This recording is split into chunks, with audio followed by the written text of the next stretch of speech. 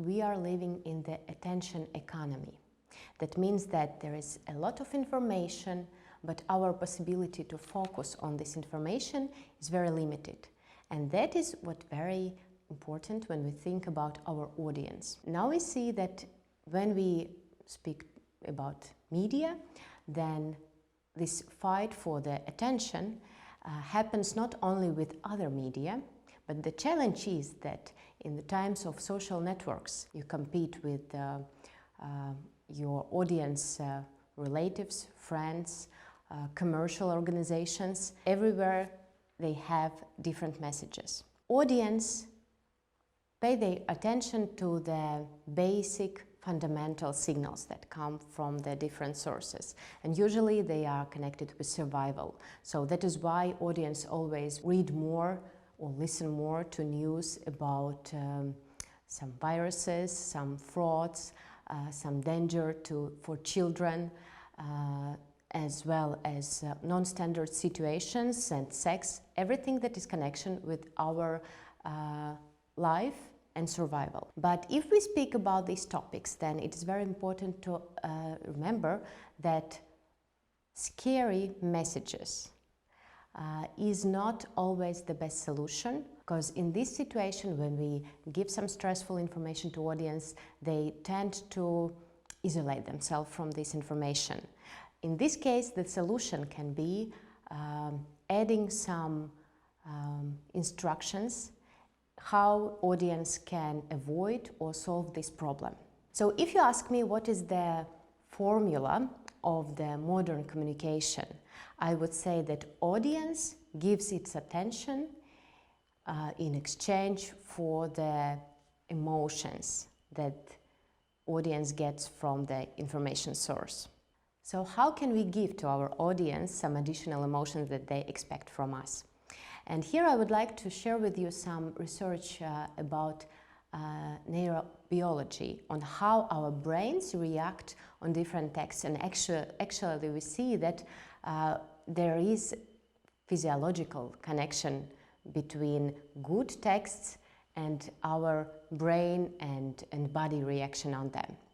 And first tip that we get from the scientists is be simple. Don't try to be too smart. Second, be specific. Use specific words to describe some situations. And here we see very interesting connection between the words that we are using and our body reaction.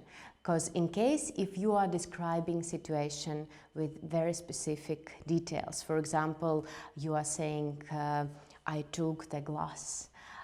In this case, if I would be the participant of the survey, you would see that my brain zones that are responsible for the moving activate. So that means that good texts help us to see, to feel, to smell. Be surprising, that is the next tip. And that is connected with our brain specific, that we all the time predict what will be the next word in the sentence.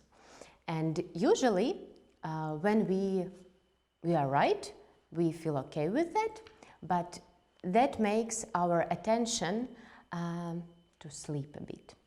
And in case if we include something surprising, something unexpected in our text, that wakes up our attention. This is the first thing. And the second very important thing that makes us remember this moment much more. And one more tip from scientists. Use second person form, you form. And I will tell you about one more survey. Two groups of people read some text. The text was very similar, instructions on how to breathe correctly. But there was a small difference.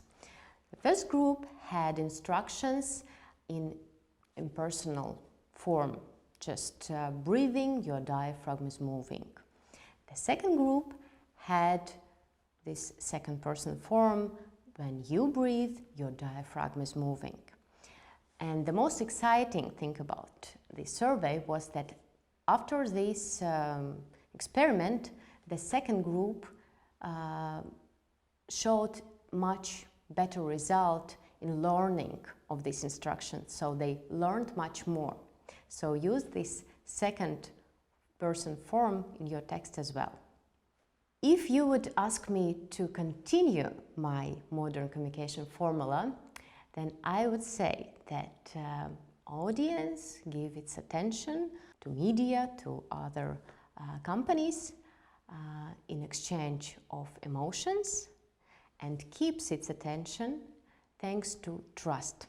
So what I would like to wish you to be not only attention, but also trustworthy.